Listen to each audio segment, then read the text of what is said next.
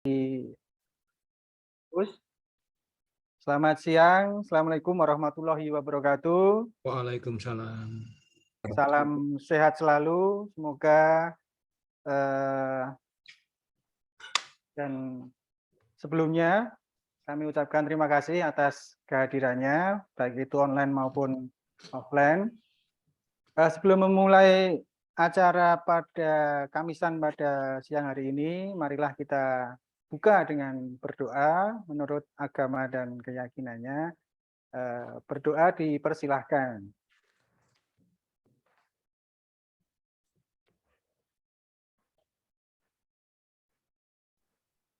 Cukup? Nah, pada kesempatan Kamisan siang hari ini, kita akan sharing atau mendengarkan paparan begitu dari Prof. Ahmad Junaidi, Prof. Jun, tentang topik kebaruan teoritik atau novelty dalam penelitian disertasi.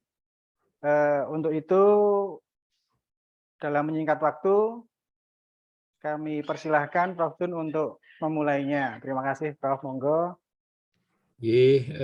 Saya mulai share screen aja ya.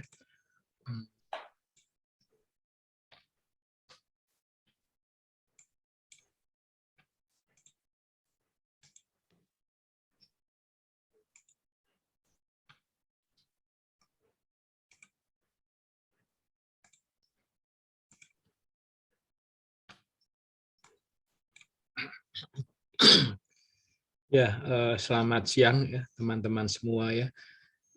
Jadi saya waktu dihubungi oleh Fitri, Mbak Bu Fitri, diminta untuk memberikan paparan di Kemisan. Saya waktu itu tanya topiknya apa gitu ya. Terus Bu Fitri bilang, ini loh Pak Jun yang ada di Facebook gitu ya. Saya sebetulnya tertawa gitu ya. Ya, bukan apa-apa karena Facebook itu isinya kan bukan ilmiah gitu ya. Nah, jadi saya sebenarnya agak kesulitan ini. Lalu judulnya itu saya bikin agak ilmiah gitu judulnya, kebaruan teoritik penelitian disertasi. Tapi saya menangkap sebetulnya yang diminta bukan yang ilmiah seperti itu ya. Jadi siang ini saya akan memaparkan sesuatu yang sebetulnya tidak akademis, tidak ilmiah ya, tapi dijalani oleh mahasiswa S3. Ya. Jadi waktu saudara melakukan perjalanan journey ya, di S3 itu yang saudara temukan tidak hanya masalah-masalah akademik atau ilmiah ya, tapi masalah kehidupan mahasiswa S3 ya. Jadi misalkan waktu saudara memutuskan untuk sekolah S3 ya. Jadi ini paparan yang saya kalau paparan seperti ini karena bukan ilmiah, saya tidak mengacu pada sumber-sumber ilmiah ya. Jadi hanya apa yang saya renungkan. Jadi ini mungkin hasil renungan saya gitu ya. Dan renungan saya mungkin beda dengan renungannya Prof. Daryono, renungannya Prof. Yoyo, ya, Prof. Bobi gitu ya. Jadi ini versi saya. Jadi waktu saudara memutuskan untuk studi S3 itu pasti bermacam-macam alasan ya. Ada yang karena memang dosen itu kalau nggak S3 kan nggak bisa jadi guru besar ya. Jadi ya sudah sekolah saja ya. Lalu ada lagi mungkin pejabat gitu ya yang kepengen S3 karena nggak tahu karena apa ya, karena politik atau karena gengsi atau apa gitu ya. Karena kemarin ada juga pejabat TNI atau polisi yang mencari gelar S3 gitu ya. Nah, ini alasannya sangat macam-macam. Tapi waktu alasan apapun, tapi waktu masuk ke perjalanan S3 ya, itu kita akan masuk pada arus ya, arus yang sudah didesain oleh program studi ya. Nah, yang saya akan ceritakan itu banyak dipengaruhi oleh apa yang saya lalui waktu S3 di Amerika ya. Nanti saya ceritakan juga bedanya dengan di Indonesia ya, karena saya juga bukan mengalami di Indonesia tapi pernah menjadi kaprodi S3 kita ya, arsitektur ya. Jadi bagaimana ini ya perjalanannya. Oke, sebentar saya akan. Nah, jadi presentasi saya ini sebetulnya ujungnya adalah studi S3 menuju kebaruan teoretik ya. Nah, kebaruan teoretik ini sebetulnya dituntut di semua penelitian ya. Tidak hanya S3. S1 juga, S2 juga, hanya kalau S1 itu sangat dimaafkan kalau tidak ada ya. S1 sangat dimaafkan, S2 dimaafkan kadang-kadang ya. Tapi kalau kira-kira mahasiswanya itu dosen, biasanya kita minta betul-betul ada novelty meskipun kecil ya. Nah, kalau S3 ketiadaan novelty itu tidak ada maaf ya.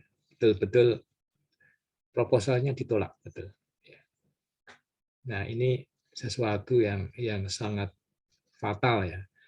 Jadi dalam proposal saudara, novelty itu harus memakai metode apapun. Ya. Hanya pemahaman tentang novelty itu bisa beda-beda. Ya. Dengan metode yang beda, pemahamannya mungkin beda. Ya. Bahkan dosen yang berbeda, pemahaman tentang novelty bisa berbeda. Jadi kalau perbedaan, kalau ada beda itu nggak usah risau ya. Di dalam di kampus itu perbedaan itu sangat mungkin karena aliran berpikirnya berbeda-beda. Jadi sebelum masuk ke gongnya itu tentang tadi ya studi S3 ya. Kita akan melihat dulu hubungan teori dan empiri, lalu perkembangan teori, lalu habis itu kita masuk gongnya. Nah, yang depan-depan ini saya perlukan karena di belakang nanti itu ada hubungannya. Ya. Ya,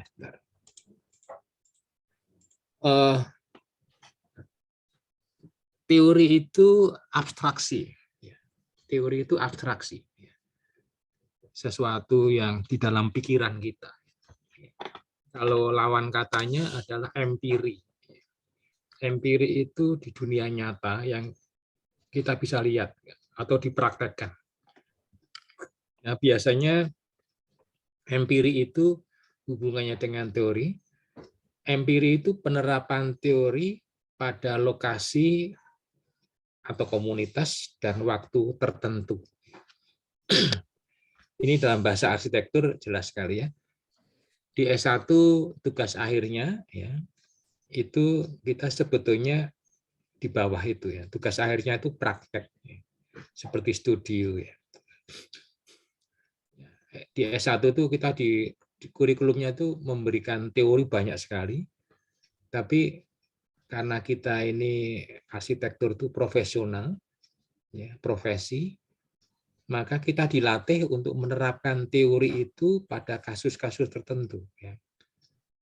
Kita dilatih dengan kasus ini, lalu kasus yang lebih berat lagi, kasus lebih berat lagi. Ya mirip kedokteran. Ya.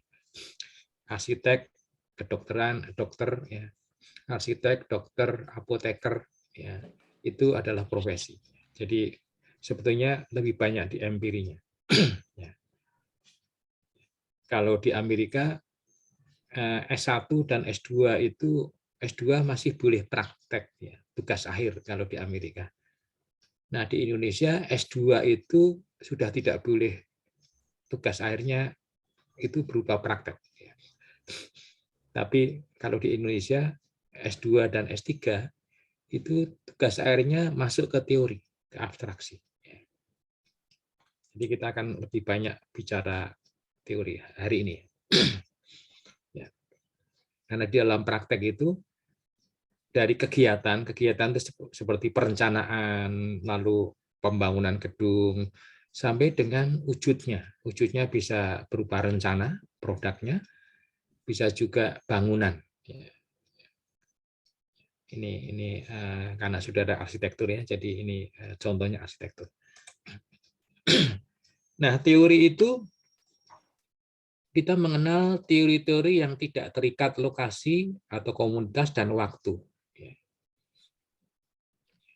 Jadi teori itu yang penting objeknya, bukan terkait dengan lokasi atau komunitas atau waktu, objeknya. Air itu ya H2O, batu itu ya keras seperti itu. Ada juga teori yang terikat lokasi, komunitas, bahkan dengan waktu tertentu. Jadi matahari itu untuk komunitas tertentu, matahari itu dewa.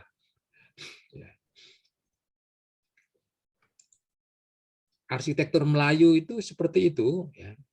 Arsitektur Jawa seperti ini, arsitektur Cina seperti itu.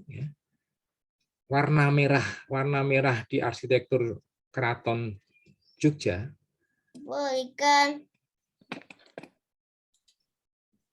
itu artinya berbeda, dengan warna maknanya berbeda dengan ini lagi. Ada yang bisa memute-kan ini? Ya, terima kasih.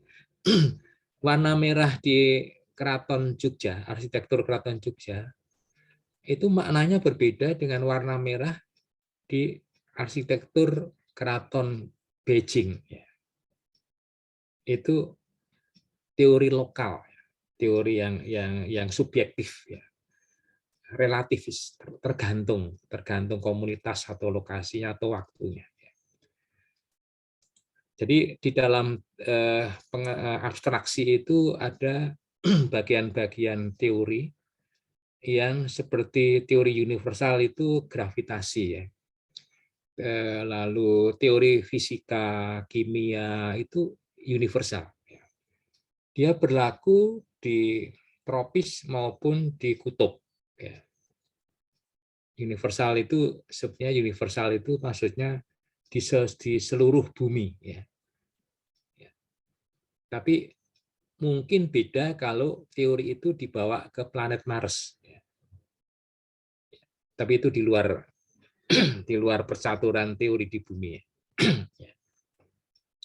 Teori yang berlaku, jadi sebetulnya teori universal itu juga terikat dengan bumi. Jadi teori fisika itu kalau gravitasinya berubah, jadi gravitasinya bulan, teori yang fisika yang kita kenal itu berubah semua. Tapi kita bicaranya di bumi ya, jadi universal itu ya yang terikat bumi ya. Teori fisika ya. Lalu ada teori-teori yang lingkupnya itu bukan bumi, bukan permukaan bumi, universal, tapi pada himpunan-himpunan objek tertentu. Ini tetap objek ya, tetap objek. Misalkan objeknya itu lansia, entah dimanapun, ya. Bisa di Amerika, di Indonesia, gitu ya. Tapi mungkin juga negara berkembang, negara maju itu teorinya berbeda. Nah itu teori kasus. Ya. Ada universal, ya teori ekonomi yang universal ada, tapi teori ekonomi negara berkembang ada, teori ekonomi negara maju ada. Itu kasus. Ya. Jadi ini perbendaharaan ilmu kita di waktu kita belajar di perguruan tinggi, itu ada yang teori universal. Kalau di arsitektur itu fisika bangunan, ya. Tapi ada juga teori kasus fisika bangunan yang bangunannya tropis. Arsitektur tropis itu teori kasus. Ya. Kasus arsitektur di daerah tropis. Ya. Tidak semua di bumi. Ya. Lalu yang terikat dengan lokasi itu teori arsitektur Jawa, Sunda, Melayu. yang ada kandungan kearifan lokal, ya, kearifan lokal, yang karena komunitasnya itu bersepakat atau berkeyakinan.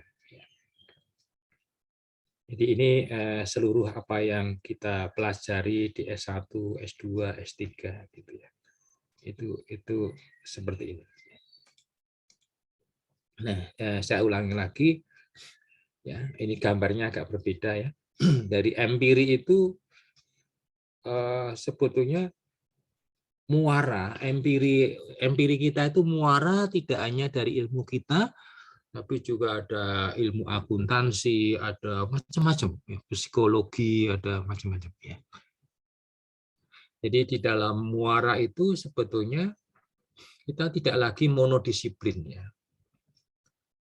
Yang empiri. Di empiri itu kita nggak mungkin membangun gedung, ya. Kita hanya berpikir arsitektur, nggak mungkin. Ya. Kita perlu membangun tidak hanya tentang budaya, ya, arsitektur. Bisa juga tentang politik. Misalkan ini disumbang oleh siapa gitu lah. Nah, nyumbang itu mungkin ada berbau politik ya bangunannya. Ya. Jadi kita ini berangkat dari monodisiplin, tapi di praktek di lapangan itu bukan monodisiplin. Praktek itu langsung lintas disiplin. Ya. Makanya kita jangan terlalu kaku di dalam disiplin kita ya. Ya karena dan S3 itu lebih dekat ke praktek dalam arti S3 itu tidak ada lagi ada S4. Jadi selalu lulusan S3 itu selalu jadi tempat bertanya orang-orang di masyarakat ya. Memang kita berangkat dari prodi kita ya. Tapi waktu saudara studi S3 mungkin saudara harus belajar sedikit ilmu lain gitu ya. Mencampur dengan ilmu lain. Ya. Tidak terelakkan. Ya. Karena nantinya itu akan masuk ke ranah praktek ya, ilmu kita. Sekali lagi, teori yang tidak terikat, ya, lokasi atau waktu, saya biasanya menyebut ini kelompok realis. Ya. Realis, objektif. Objeknya yang penting. Ya. Lawan katanya adalah teori yang terikat oleh komunitas atau lokasi. Tergantung lokasinya itu. Subjektif, tergantung siapa yang bicara.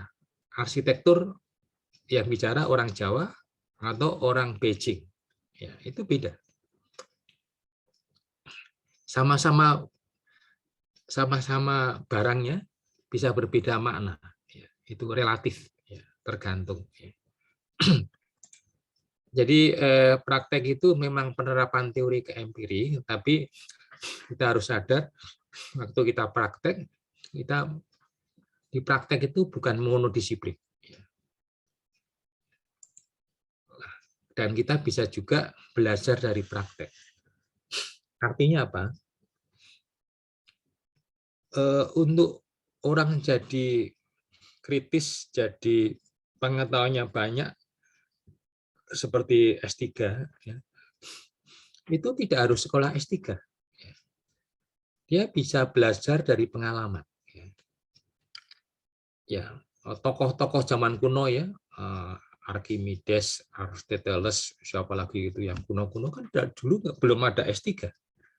Ya, tapi mereka melakukan penemuan-penemuan yang hebat. Ya.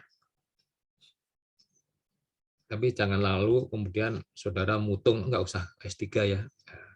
Nah, keuntungan S3 ya, saudara itu dibimbing, ya, diberi materi, dibimbing, ditemani diskusi untuk mendalami ilmu. Terstruktur. Ya. Jadi saudara itu kayak masuk dalam camp pelatihan gitu ya. S3 itu. Klasikal. Ya. Meskipun saudara kerjakan sendiri-sendiri. Ya. Nah, belajar sendiri itu tentu lebih lama ya. Dan lebih sulit belajar sendiri. Ya. Tapi bukan berarti tidak bisa. Jadi saya bertemu dalam kehidupan saya yang sekarang saya umur 71 ya. Itu saya banyak bertemu orang yang kalau saya melihat kualitasnya itu dia itu kualitas S3. Tapi sekolahnya S1 saja. Bahkan ada yang SMA. Tapi sebenarnya karena otodidak, karena dia itu banyak berpikir, dan memang orangnya itu mungkin dari sejak lahir itu bawaan lahir itu kritis gitu ya, atau di keluarganya dari kecil itu dibiasakan kritis. Saya pernah bertemu di sebuah toko buku ya, saya kan kemana-mana ke toko buku di Bandung itu, saya ke toko buku di situ itu di sebelah saya itu ada anak kecil mungkin SD. Bapaknya itu mendrill, melatih dia untuk berpikir. Kalau diginikan gimana? Kalau gini kan gimana? Jadi anaknya itu dipaksa berpikir. Ya. Tapi anaknya senang-senang saja, gitu ya. Tapi karena ayahnya itu kayaknya itu waktu anaknya itu bisa jawab itu memberikan suatu insentif apa, paling tidak senyuman gitu ya. Saya lihat, wah ini calon orang sukses ya, gitu. Ya, dipaksa berpikir ya. Nah, jadi tidak dimanjakan ya. Kalau dimanjakan, udah saya pikirnya anaknya nggak usah mikir gitu tuh. Ya, jadi kadang-kadang orang yang sukses, anaknya tidak sukses karena kesuksesan bapaknya atau orang tuanya itu untuk memanjakan anaknya. Ya, ini hal lain. Oke, sekarang kita masuk perkembangan teori ya. Kita tadi sudah split ya, antara realis objektif ya dengan satunya lagi relativis subjektif. Realis objektif itu general teori, teori universal atau teori kasus yang universal. Universal tapi kasus. Nah, perkembangannya itu dulunya setiap bagian dari ilmu itu sedikit. Nah, ini contohnya misalkan ilmu PWK ya, perencanaan kota ya. Dulunya itu dia bagian dari arsitektur ya, zaman kuno ya. Lalu menjadi rancang kota, urban design ya. Lalu, kemudian jadi planologi. Habis itu berkembang ada sosial ekonomi ya. Berkembang makin lama membesar, masuk sosial ekonomi budaya dalam PWK, PWK membesar sekali ya. Lalu masuk juga teknologi. Terus kemudian sekarang ini ada ujung misalkan smart city ya. Teknologi cerdas masuk di dalam perkotaan. Terus ada lagi nggak tahu apa namanya, mungkin ada yang sudah mapan ya, ada yang masih mulai. Kayak smart city itu masih mulai ya. Belum mapan, masih konsep-konsep, belum bisa jadi teori yang mapan gitu ya. Tapi itu pasti tumbuh makin lama makin gitu ya. Jadi tidak tiba-tiba jadi. Jadi ilmu general itu ya berkembang terus berkembang ya. Nanti 10 tahun lagi berkembang lagi, dan jadi kita saudara yang nantinya sudah lulus S3 itu nanti kalau saudara tidak terus membaca, tidak terus mengupdate pengetahuan, S3 saudara kedaluarsa, out of date ya, kedaluarsa. Kalau ada orang ngomong, saudara nggak nyambung ya. Jadi kalau saudara sudah yakin masuk S3, itu artinya saudara harus selalu belajar. Jadi semakin kita itu belajar, semakin kita merasa kita ini masih banyak harus belajar lagi. Hal seperti itu yang waktu saya sekolah S2, S3 di Amerika, itu sangat ditekankan oleh dosen-dosen saya. Mereka bilang tidak ada garis finish untuk belajar. Jadi bahkan waktu saya lulus S3, ya, dia bilangnya kamu bukan selesai belajar, kamu baru mulai, kami terjunkan ke dunia nyata untuk belajar lagi. Kamu baru selesai sekolah dan kamu PhD itu baru mulai untuk menapak ya, ke dunia nyata, dan kamu di dunia nyata itu harus belajar terus. Kalau tidak, kamu tersingkir, out of date. Nah, di Amerika memang tradisinya kompetisi, tersingkir tidak tersingkir. Jadi dari sejak mahasiswa itu kami di kelas kompetisi terus, kejar kompetisinya antar. Jadi beda kulturnya dengan kita ya. Kita kan kerjasama ya. Tapi saya tidak terbawa oleh kompetisi 100% ya. Saya di sana pun selalu, di Amerika pun saya terbawa orang Indonesia ya, yang selalu berbagi. Saya sering ngajari teman-teman di sana gitu ya. Terus mereka bilang, kamu kok aneh toh, di sini orang berkompetisi. Saya bilang, ya nggak apa-apa toh, yang saya ajar, saya beritahukan ke kamu itu nanti sehari 2 hari lagi sudah beda. Saya sudah belajar lagi, saya bilang gitu. Jadi jangan khawatir kalau kita berbagi ilmu pada orang lain, ya, itu ilmu kita berkurang. Kita makin mapan dalam menjelaskan, dan kemudian kita kan terus belajar. Jadi semangat berbagi saya, kalau ada buku, ada apa, dipinjam orang silakan, dikopi, asal tidak melanggar hak cipta silakan. Tidak saya sembunyikan. Nah ini itu jadi semangat untuk belajar terus ya, itu harus ada pada mahasiswa S3 ya, bahkan setelah lulus ya. Nah, celakanya itu saya selalu pesan pada mahasiswa saya yang lulus S3, kamu nanti setelah lulus S3 ada godaan untuk menjabat struktural. Tapi, saya bilang tadi, jangan lupa naik jabatan, jangan lupa meneliti. Itu terjadi pada saya juga. Saya lulus dari Amerika, itu mendarat tahun 86, jabatan itu macam-macam. Tahun 88 itu jadi salah satu ketua koperasi dosen UGM, Kosutgama. Ya. Habis itu jadi kepala pusat komputer UGM, dan seterusnya. Ya. Tapi saya akan memberikan pesan kepada mahasiswa, dan dulu saya dipesan oleh pembimbing saya juga begitu. Nanti mungkin kamu di negara berkembang akan menjabat karena di sana jarang yang doktor. Tapi jangan lupa terus meneliti, terus belajar, terus naik jabatan. Jadi meskipun dulu saya menjabat bermacam-macam, tiap 2 tahun saya selalu naik pangkat, naik jabatan dulu ya. Jadi saya bisa tepat waktu jadi guru besar di saat saya masih menjabat juga. Jadi pesan saya itu ya, nanti kalau saudara sudah lulus, godaan untuk menjabat itu tidak bisa ditolak ya, karena Indonesia membutuhkan saudara yang sudah doktor ya. Tapi jangan lupa saudara adalah S3, apalagi dosen ya. Itu harus belajar terus ya. Juga meneliti ya, meskipun tidak semaksimal mungkin kalau tidak menjabat ya. Jadi itulah pesan saya ya.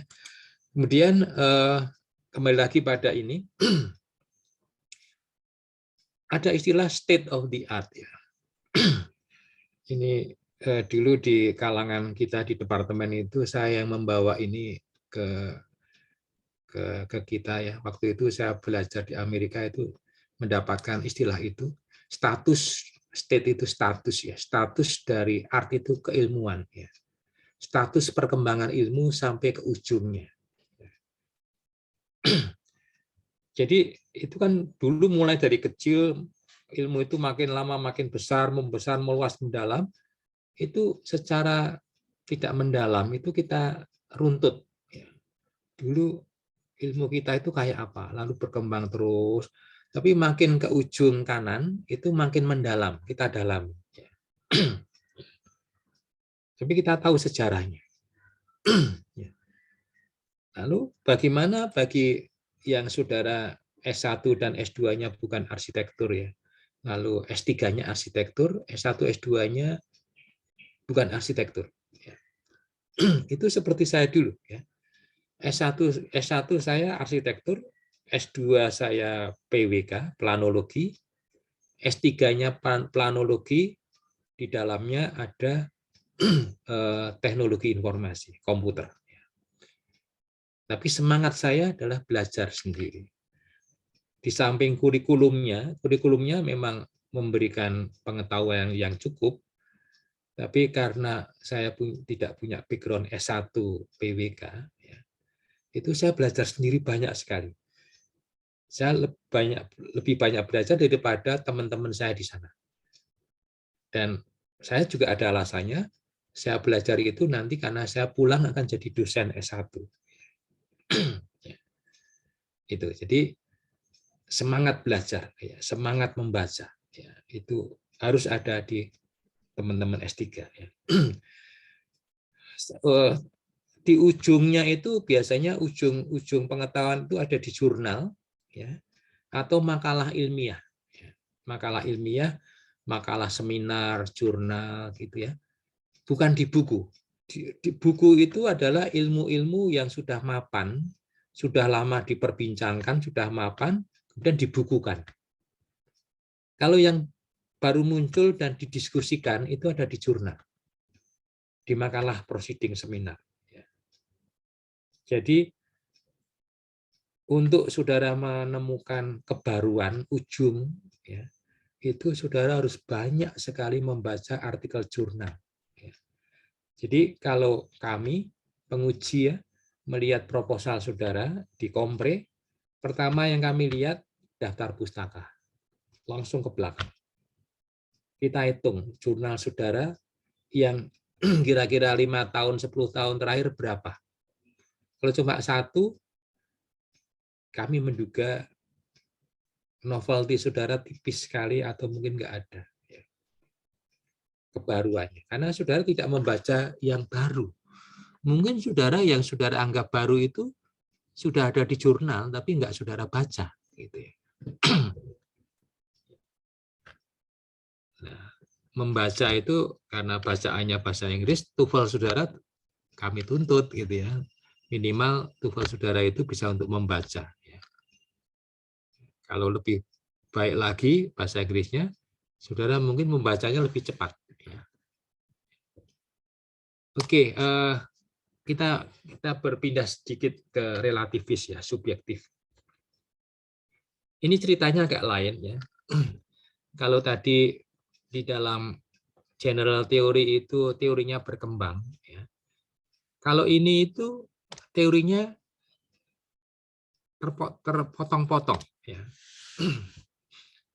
Masing-masing tidak bersambung, tidak membesar, tidak bersambung. Masing-masing berdiri sendiri ya. Lokal teori. Dan lokal teori ini penting karena kita sebetulnya di dunia ini tidak bisa membuat praktek di dalam lapangan itu ya, itu hanya memakai ilmu universal. Ya. Kita merencanakan kota itu tidak bisa memakai teori-teori yang universal ya, atau kasus. Kita harus lihat juga kearifan lokal di tempat itu. Apa yang tabu? Ya. Apa yang menyinggung perasaan di situ? Apa yang dihormati di situ? Gitu ya. Apakah ada tatanan ruang yang diyakini, disepakati di situ? Ya.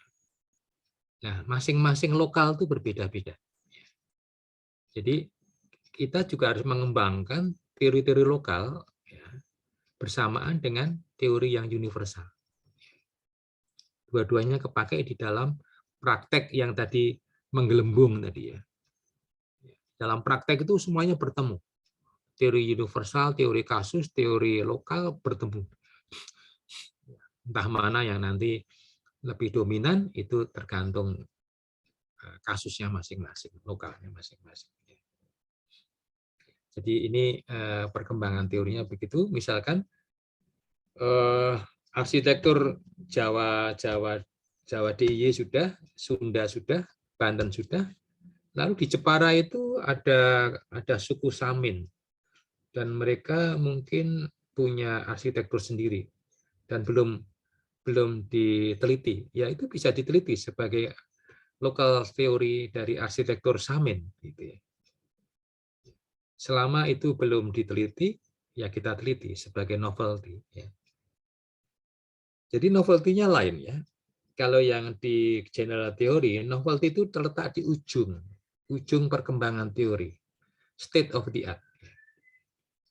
Nah, state of the art itu tidak berlaku waktu kita bicara tentang local theory. Tidak ada perkembangan ilmunya, ya. Tapi sudah ada atau belum? Ada atau belum?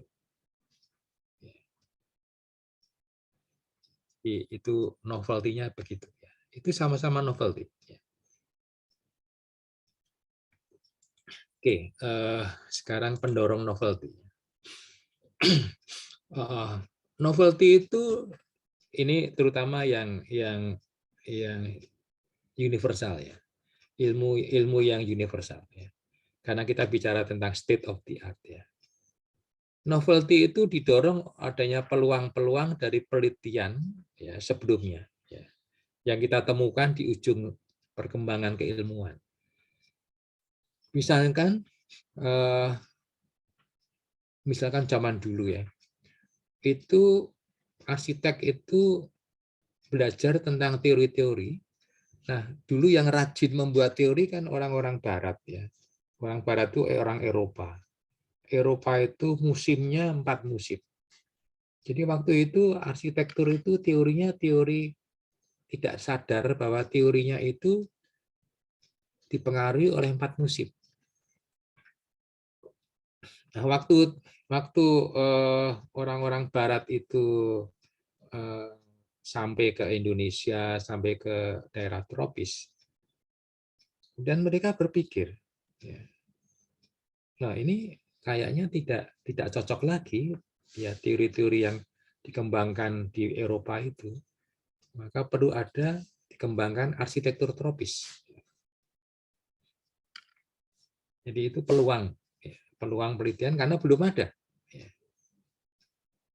Jadi nanti peluangnya bisa belum ada, sudah ada tapi ragu-ragu, atau sudah ada tapi sedikit, gitu.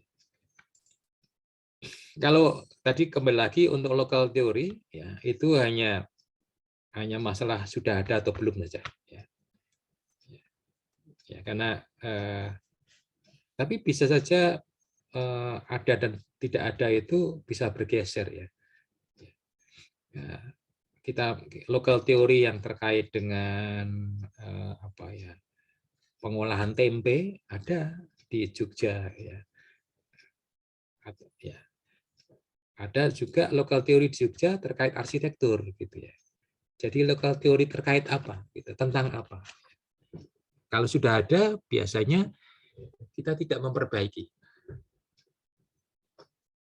Jadi kalau saudara akan meneliti lagi, artinya saudara tidak memandang yang sudah ada itu, dianggap tidak ada. Jadi local theory itu hanya ada atau tidak saja. Saudara tidak perlu menjelajahi state of the art, ya, perkembangan keilmuannya. Lebih baik saudara, kalau saudara local teori, saudara ke lapangan saja. Di lapangan seperti apa, ya, apa saja yang sudah diteorikan di lapangan.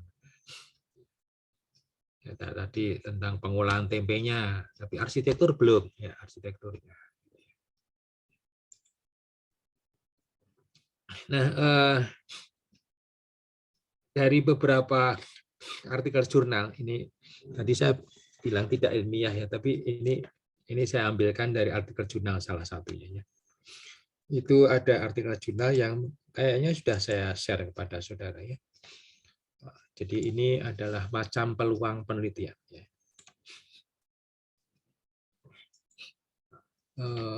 Sebentar.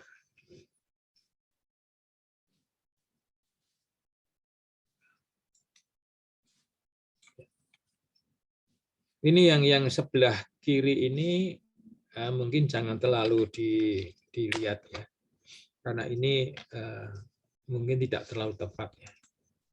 Yang kiri, tapi yang kanan aja ya. Jadi gap itu bisa mulai dari knowledge gap. Belum ada temuan dalam topik itu. Jadi kita akan mengembangkan knowledge itu atau teori itu. Kemudian evidence gap. Temuan penelitiannya itu belum mapan, ya, menimbulkan kontroversi, keraguan-raguan, perlu diuji lagi. Empirical gap. Ya. Dulu baru lontaran ide atau model atau apa yang belum diuji. Atau sudah diuji dengan cara lain, tapi cara yang lain lagi belum. Ya. Ini semua novelty. Novelty itu banyak sekali. Ini hanya beberapa sebagian saja ya. Sebagian saya tuliskan hanya 6 saja. Ya. Theoretical, sudah ada teorinya, tapi teorinya belum lengkap, kecil, ya, belum berkembang. Lalu kita ingin mengembangkan teori itu. Ya. Atau ini sudah banyak penelitiannya, tapi di negara maju, di negara Eropa, di tropis belum ada. Ya, kita usul untuk meneliti di tropis. Itu novelty. Ada juga yang belum saya tulis di sini. Ada yang novelty-nya itu, tapi ini saya dengar secara lesan, tapi saya belum baca jurnalnya. Ya. Practical gap. Ya. Pak, ini belum dipraktekkan. Ya. Ya, jadi baru teoritis, belum dipraktekkan. Ya. Lalu mempraktekannya masih bingung. Ya. Biasanya practical gap itu nanti ke arah pemodelan. Ya. Teorinya ada, cuma waktu mempraktekkan itu tidak ada polanya. Sulit dipraktekkan. Jadi teori tinggal teori. Nah, itu ada jembatan namanya model. Ya. Model itu jembatan antara teori dengan empiri. Dan model itu, menurut saya model itu masih teoritis. Ya. Karena baru pola berpikir, pola kerja, belum dikerjakan. Ada juga yang teman dosen lain mengatakan policy gap, peluang kebijakan. Ini kebijakannya belum ada. Ya. Baru wacana-wacana, atau ini setelah dievaluasi itu perlu kebijakan baru, kebijakan yang tepat belum ada. Teman-teman di Visipol, di Sarspol, kebijakan itu dianggap teori juga, ya, teoritis, ya, bukan praktek. Jadi ini bermacam-macam. Ya. Nah, ikuti saja pembimbing saudara. Ya. Jadi ada practical gap, policy gap, gitu ya. Tapi ini ada sumbernya ya. Ini sebenarnya 7, satunya belum saya masukkan ya. Nah, kemudian saya mencoba saya bikin kategori ke kanan, tapi kategori ini temporary ya, temporary. Jadi jangan terlalu percaya pada kategori yang saya bikin ini ya. Ya, yang pasti yang kanan saja ya. Ini ada 6 macam gap ya. Kalau yang kategori itu ya rule of thumbs ya, jadi kira-kira gitu ya. Oke, itu yang bagian yang mungkin ilmiah, tapi kita kembali yang tidak ilmiah lagi ya. Waktu saudara masuk ke dalam sebuah program studi ya, proses studi S3, pasti saudara akan menuju novelty. Ya, sebentar saya minum sebentar ya.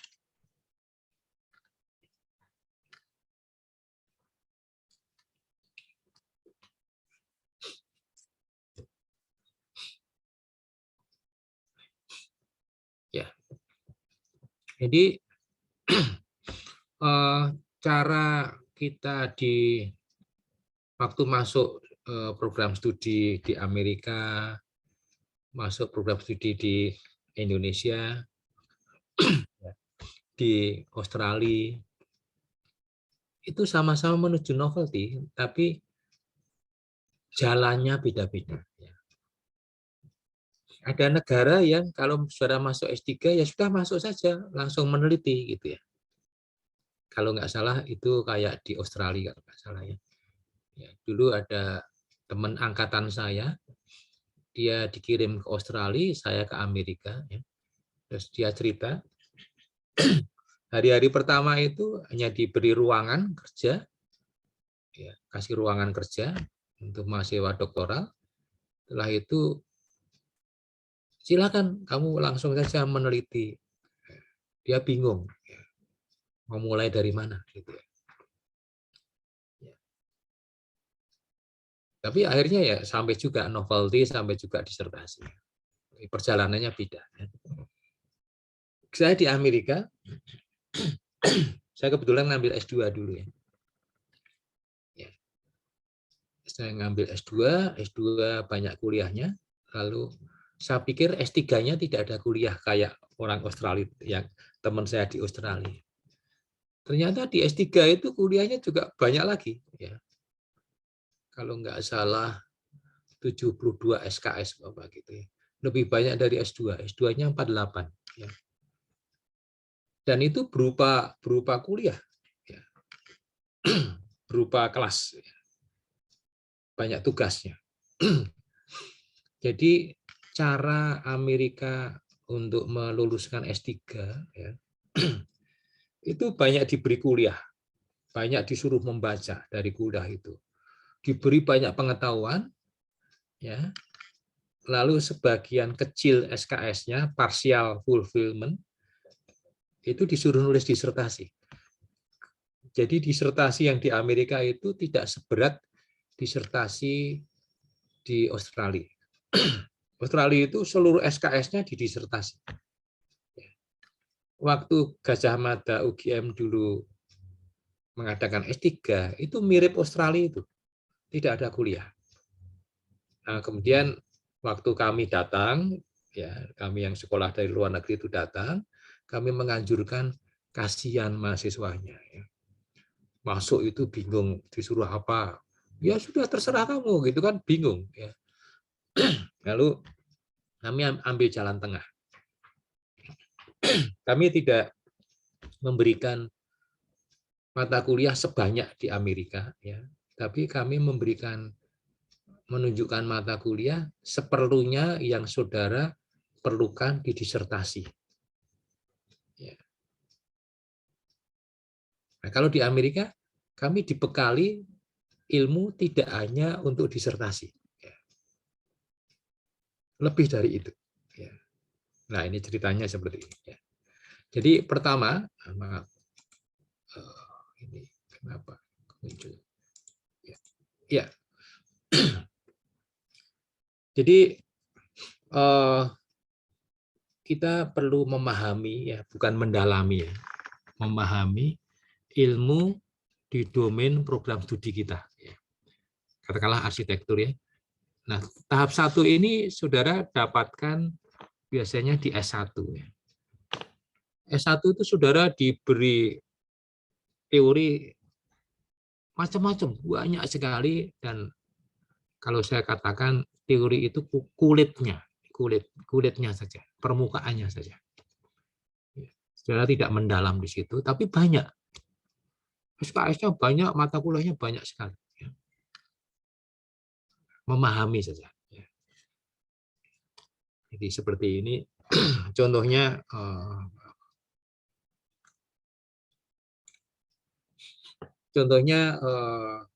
misalkan program studi perencanaan wilayah dan kota. Biasanya S1. Lalu kita mulai ngambil S2 dan S3 ya.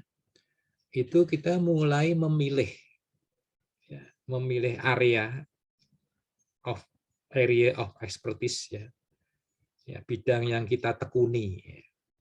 Spesialisasi lah katakanlah, ya, konsentrasi. Dari ilmu kita yang luas itu kita mendalami apa? Misalkan saya dulu lebih mendalami yang namanya pemanfaatan komputer di dalam perencanaan wilayah dan kota. Dan komputer itu berkembang jadi teknologi informasi. Tapi kalau di Amerika, kurikulumnya itu terserah pada mahasiswanya. Jadi saya bilang saya tertarik pada pemanfaatan TI di dalam PWK, maka saya bikin kurikulum sendiri. Untuk S3, saya bikin kurikulum sendiri untuk saya sendiri. Saya memerlukan ini untuk area keahlian saya, area of expertise. Saya ini.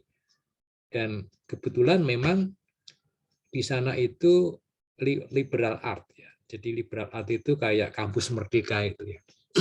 Saya boleh ngambil dimanapun, tidak harus di fakultas saya. Dan bahkan saya boleh ngambil di fakultas universitas lain atau magang atau apa. Jadi area of expertise ya. Itu saya tekuni betul ya. Dan itu bisa misalkan pemanfaatan TIK dalam PWK itu bisa dipertajam lagi. TIK yang mana gitu ya. Super spesialisasi bisa ya. Nah, di dalam spesialisasi dan super spesialisasi tadi yang kita banyak belajar, banyak membaca, mungkin berpengalaman, itu kita kemudian tertarik untuk nyumbang hal baru apa. Ya, itu tahap ketiga. Ya. Tahap ketiga. Kita menambahkan di dalam area keilmuan kita ya kontribusi teoritik atau disebut novelty itu hasil kita memperluas memperluas batas dari the boundary of the knowledge, batas dari ilmu program studi kita. Jadi yang kita perluas itu batas ilmu program studi kita. Jadi waktu saya punya ide untuk mengambil itu, ngambil topik saya, waktu ujian proposal, itu pembimbing saya dan para penguji dan para pembimbing itu sangat semangat sekali, ya, karena saya bilang ini di Amerika pun hal baru. Dan mereka percaya bahwa itu hal baru dan punya masa depan yang bagus gitu ya. Jadi mereka sangat semangat sekali. Jadi pembimbing saya itu agak pilih kasih gitu ya. Jadi ada bimbingan lain yang judulnya itu permukiman kumuh, itu dia bilang sebetulnya untung kamu nggak ngambil permukiman kumuh karena di sini yang disertasi permukiman kumuh itu sudah banyak sekali, slum areas itu banyak sekali. Jadi saya agak tidak semangat gitu ya, karena ya itu lagi gitu ya. Ya nggak apa-apa, tapi ya gimana ya gitu. Tapi dengan saya itu semangat sekali sehingga kadang-kadang dia lebih semangat daripada saya gitu ya. Saya kadang-kadang masih istirahat di rumah, ditelepon gitu, disuruh konsultasi, lalu berjam-jam gitu ya, sore gitu. Ini saya tadi bilang tidak ilmiah ya. Sore-sore itu sampai hampir jam 6 itu saya gelisah gitu ya. Kamu kenapa? Kita kan diskusi ilmiah, kamu gelisah kenapa? Saya bilang terus terang kalau saya itu tadi mau ke sini itu saya harus menitipkan anak saya masih kecil, masih 2 tahun, saya titipkan di daycare. Daycare itu tutupnya jam 6 sampai gitu. Terus, oh iya udah kamu jemput dulu, habis itu nanti malam ke sini ya. Ya, siap ya, dulu belum ada istilah siap ya, tapi saya datang langsung. Jadi saya kayak mungkin kalau saudara stres ya, tapi saya senang soalnya dengan penelitian itu. Ya. Jadi saya membuat bagi saya sendiri itu keajaiban gitu ya. Saya mendapat jatah S3 3 tahun gitu ya. Dengan semangatnya para pembimbing saya, motivasinya tinggi, saya itu selesai 2 tahun 2 bulan. Ya, Februari tanggal 1 Februari saya ujian ya. Itu pas jadi sebenarnya 2 tahun 1 bulan 1 hari gitu ya. Saya lulus gitu ya. Dan itu yang semangat bukan hanya tapi perusahaan-perusahaan komputer itu sampai meminjamkan alat ya. Saya ujian jam 8 ya. Alatnya itu dibawa dari tempat lain pakai pesawat kecil ya. Ya. Lalu dibawa ke situ, ditungguin saya untuk ujian, lalu jam 12 alat itu dibawa pulang naik pesawat lagi, pesawat pribadi ya. Jadi kalau saudara ini triknya ya, kalau saudara cari suatu topik ya, kalau bisa topik itu membuat pembimbing saudara termotivasi, semangat. Ya. Jadi waktu saya dinyatakan lulus itu, kami foto semua, kata pembimbing dan penguji itu, ini kita membuat suatu sejarah baru untuk Amerika katanya. Ya. Dan waktu setelah itu saya nggak boleh pulang ke Indonesia. Saya harus kerja di sana karena saya membuka suatu ilmu baru waktu itu. Jadi saya kerja di sana kira-kira berapa bulan gitu ya, digaji tinggi karena sudah PhD. Nah ini cerita untuk memotivasi saudara saja. Oke, jadi waktu kita membuat sesuatu yang baru, kalau itu bermanfaat, ya itu kita dicari orang. Ya. Ya. Kita tidak nyari pekerjaan yang mencari kita. Ya. Pekerjaan ini siapa yang bisa, kita yang dicari. Ya. Jadi kalau saudara area of expertise-nya itu ahli menjinakkan teroris gitu ya, maka mungkin saudara akan dipanggil banyak negara ya untuk ngajari polisi-polisi bagaimana menjinakkan teroris gitu ya. Jadi waktu saudara menulis di proposal itu manfaat ya, itu serius sebetulnya ya. Manfaat penelitian itu ditulisnya serius itu ya. Waktu itu saya tulis manfaatnya gini nih. Ya, mereka senang. Ya. Manfaatnya itu akan begini. Jadi jangan klise ya manfaat itu ya. Akan menambah pengetahuan itu jangan. Ya. Oke, wah ini sudah 1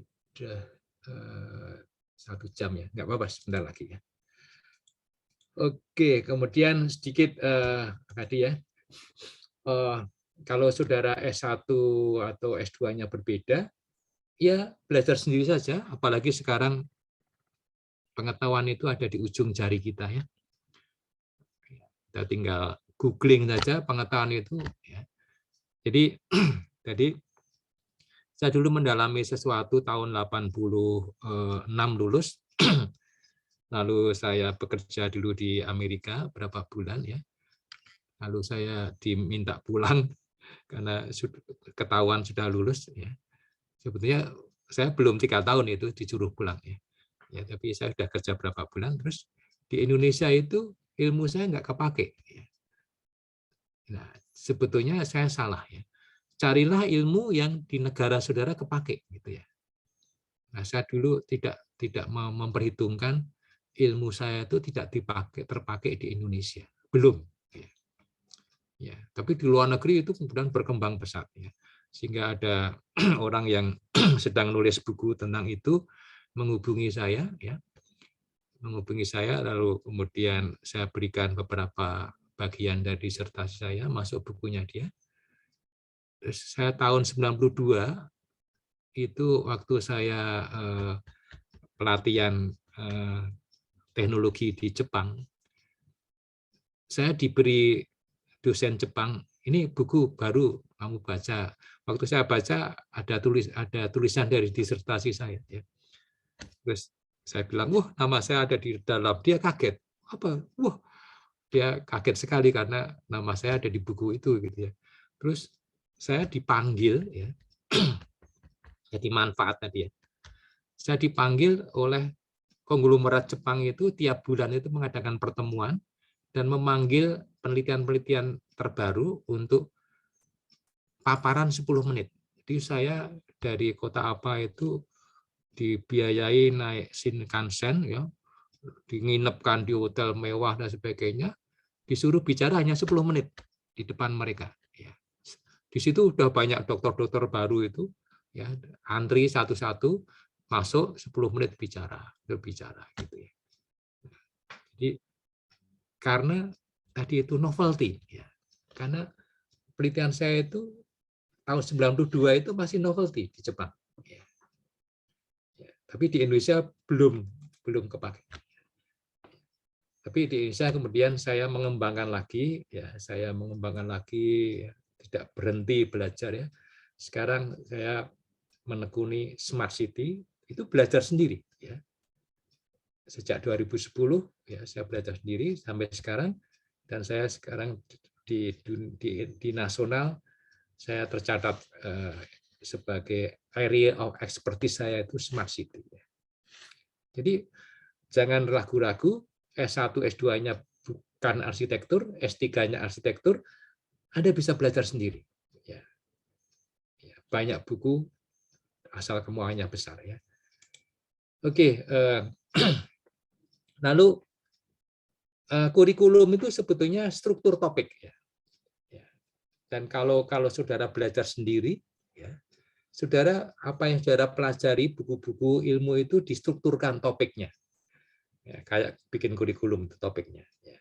Lalu di antara topik-topik itu mana yang saudara sukai? Ya, misalkan saya dulu menyukai proses perencanaan komprehensif. Ya, di Amerika waktu itu memang komprehensif, strategis belum muncul ya. Terus kemudian saya tambah novelty-nya adalah proses perencanaan komprehensif menggunakan teknologi informasi, ditambah novelty terbaru lagi itu adalah menggunakan decision support system yang di PWK waktu itu belum ada. Tapi ada di bisnis, di tempat bisnis. Jadi saya harus belajar ke bisnis. Ya, salah satu dosen saya orang bisnis, saya ngambil kuliah di bisnis juga. Saya mengambil kuliah di bisnis, saya mengambil kuliah di komputer, di samping saya mengambil kuliah di PWK. Nah di Amerika mungkin itu. Kalau di kita kan itu harus belajar sendiri. Oke, jadi kuasailah area of expertise yang saudara pilih. Terserah saudara milih apa.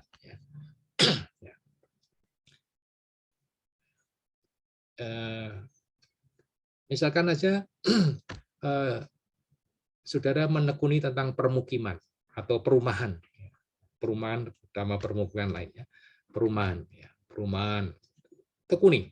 Jadi saudara ahli perumahan kota perumahan di kota atau perumahan di kota metropolitan, super spesialis ya. Nanti kalau di nasional ada masalah perumahan di kota metropolitan, saudara akan diundang bicara di Metro TV, di Kompas TV, ya, talk show di sana. Ya. Jadi bukan disertasi saudara yang dibicarakan, tapi area of expertise. Ya. Area of expertise saudara apa? Ya, itu yang mulai sekarang coba renungkan. Jadi siang ini saya hanya melontarkan tentang renungan. Ya. Saudara renungi. Waktu pertama kali, apa sih yang saudara cari waktu masuk S3? Itu renungan pertama. Ya. Setelah itu, setelah saudara masuk S3, apa sih nantinya yang jadi area of expertise saudara? Coba renungi. Mungkin lebih tajam lagi, super spesialis apa? Gitu ya.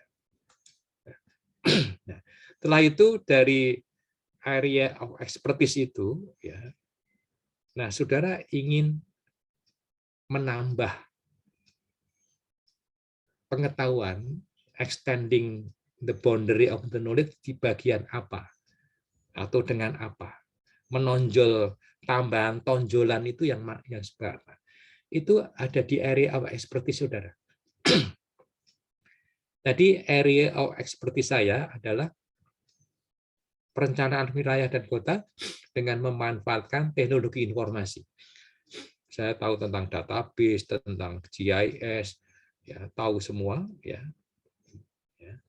Tapi tidak terlalu menguasai, ya beberapa menguasai itu. Tapi kemudian saya memilih sesuatu yang belum ada waktu itu, ya, yaitu decision support system di PWK. Waktu tahun 84, ya, saya mulai S3 itu belum ada. Saya masukkan di proposal, ditanya oleh pembimbing, terus kemudian saya terangkan itu apa.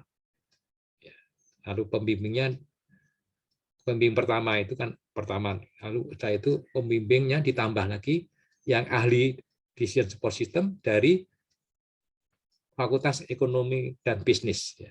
Di bisnis sudah ada, tapi di PWK belum ada. Jadi saya adaptasikan ke PWK, saya bikin pola, ya, pola baru. Ya. Tapi setelah itu ternyata ilmu itu berkembang, ada jurnalnya sendiri dari Inggris, ada Journal of Planning and Decision Support System, gitu ya. Ada sendiri, ya. Berkembang terus, ya.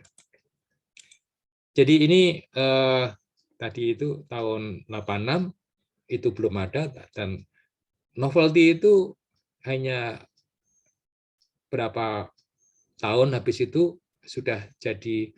Kalau ilmu sudah berkembang itu bukan novelty lagi. Kita harus cari novelty yang lain lagi. Makanya kita harus selalu mengikuti perkembangan ilmu, state of the art. Ya. Jadi misalkan yang sekarang ilmu saya tahun 86 itu sudah kedaluarsa, ya, novelty-nya. Ya. Jadi sekarang saya belajar lagi novelty lain. Ya. Jadi 2010 belum banyak orang Indonesia belajar smart city, saya belajar novelty smart city. Ya. Dan serius sekali. Terus saya juga mengembangkan urban planning informatics. Baru saya berikan lewat tesis, mahasiswa tesis itu saya coba tak kasih itu, saya mengembangkan bersama-sama ilmu itu, saya kembangkan bersama dengan mahasiswa S2. Urban planning informatics. Itu terbaru. Jadi saya tidak berhenti mengembangkan ilmu, ya. Meskipun tidak harus saya sendiri, ya, saya bekerja sama dengan mahasiswa S2, S3, kadang-kadang S1. Ya. Mumpung jadi dosen. Ya. Kan sama-sama senangnya juga, mahasiswa dapat judul, dapat dukungan. Ya. Oke, satu lagi mungkin satu yang belum saya ini. Tadi mungkin bagi saudara yang melakukan metodenya fenomenologi grounded theory, ya. Tahapnya itu tahap 1 oke, S1 itu oke, ya. Tapi tahap 2 area of expertise, kalau saudara menggunakan metode fenomenologi atau grounded theory, area of expertise itu nanti nggak apa-apa, ya. Jadi saudara meneliti dulu aja novelty, local theory itu kan novelty, ya. Setelah local theory atau novelty-nya itu sudah kecekel, sudah ketemu, ya. Lalu baru saudara balik ke belakang, area of expertise yang terkait dengan disertasi saudara apa. Ya. Jadi misalkan saudara meneliti tentang perkampungan Cina, ya, di Jogja, ya, dengan fenomenologi. Ya. Saudara akan mendapatkan mindset dari mereka, ya, kearifan lokalnya. Ya. Lalu setelah itu baru saudara mundur ke tahap 2 tadi. Dan saudara bisa memilih area of expertise saudara ya, itu adalah kampung pecinan ya, di seluruh dunia. Ya. Jadi di samping saudara menemukan local teori, saudara punya area of expertise itu adalah bisa general teori tentang kampung pecinan atau serangkaian begitu banyak local teoris tentang kampung pecinan di banyak kota dan negara. Jadi saudara ahli kampung pecinan. Atau apa? Jadi bagi saudara fenomenologi ya, setelah saudara selesai dengan penelitian saudara,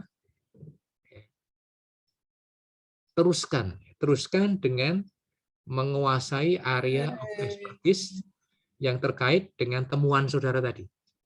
Jadi dibalik ya.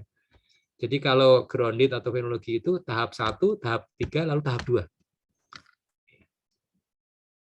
Nah, itu gunanya nanti apa? Ada setelah saudara menemukan kearifan lokalnya itu, lalu saudara melakukan dialog teoritik. Dialog antara temuan lokal teori dengan general teori, dialog saja, tidak perlu ada titik temu ya. Atau dengan lokasi-lokasi lain, didialogkan. Itu area expertise saudara. Nah, kebanyakan waktu saudara selesai, ada disertasi yang sudah baru saja selesai, lalu dia harus ujian, karena kalau tidak DO gitu ya. Maka mungkin yang penelitian tadi fenomenologi yang belum sempat menguasai area of expertise itu, ya lulus, tapi nanti area of expertise-nya nggak kelihatan waktu lulus. Ya. Nggak apa-apa, nanti setelah lulus didalami saja. Ya. Jadi area of expertise itu jangan hanya metode saja ya. Jangan hanya saya ahli metode studi kasus, tapi tidak punya area of expertise substantif ya. Nah, jadi tadi ya, ada 2 renungan. Mengapa saudara masuk S3? Lalu kedua, setelah saudara menjalani S3, saudara mau area of expertise apa? Tapi ini pertanyaan kedua ini bagi yang bukan fenomenologi itu bisa dijawab. Ya, bagi yang fenomenologi jawabnya nanti setelah selesai penelitian. Itu penting sekali karena nanti kalau ada pekerjaan, ada masalah di negara kita, ya, negara atau pekerjaan itu akan cari siapa yang menguasai, siapa saja yang di dalam area of expertise itu. Ya. Ahli itu siapa? Ahli menjinakkan bom siapa? Ahli menjinakkan teroris siapa? Gitu ya. Misalkan itu. Oke, saya kira itu saya sisakan waktu cukup banyak sekali ya, sampai setengah berapa? Ya, setengah 4 kali ya. Ya, silakan kita diskusikan.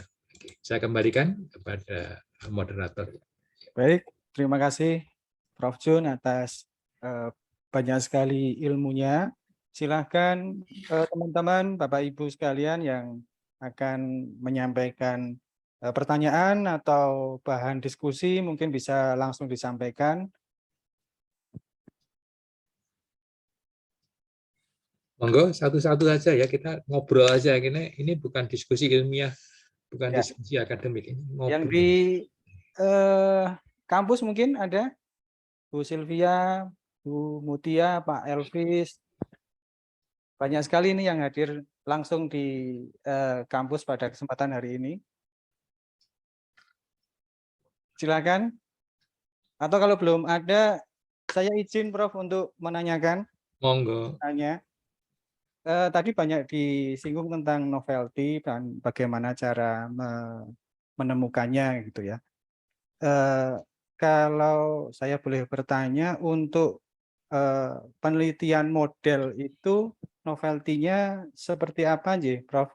Karena salah satu fungsi model itu kan menjembatani antara teori dan empiri, Ya, atau hanya sekedar, "Oh, di sini modelnya belum ada," gitu, sudah dikatakan novelty atau seperti apa gitu. Terima kasih. ya. Jadi ada bermacam-macam teori ya. Ada teori yang dibawa ke empiri itu sulit ya. Jadi ada beberapa alasan mengapa kita membutuhkan membuat model ya. Saya kira yang sudah pernah lulus itu kayak Budiah Titisari itu dulu waktu mengambil mata kuliah mandiri dengan saya tentang pemodelan, itu salah satunya saya beri pertanyaan itu. Coba saudara cari alasan apa saja kenapa model itu diperlukan untuk menjembatani. Salah satunya itu ada teori yang sulit diterapkan di lapangan, ya kecuali diterjemahkan menjadi model. Ya. Nah, kebaruan pertama memang kalau belum ada model yang jadi ada teori yang sulit ya, sulit dipakai ya. Jadi teori tinggal teori gitu ya, sulit sekali dipakai ya.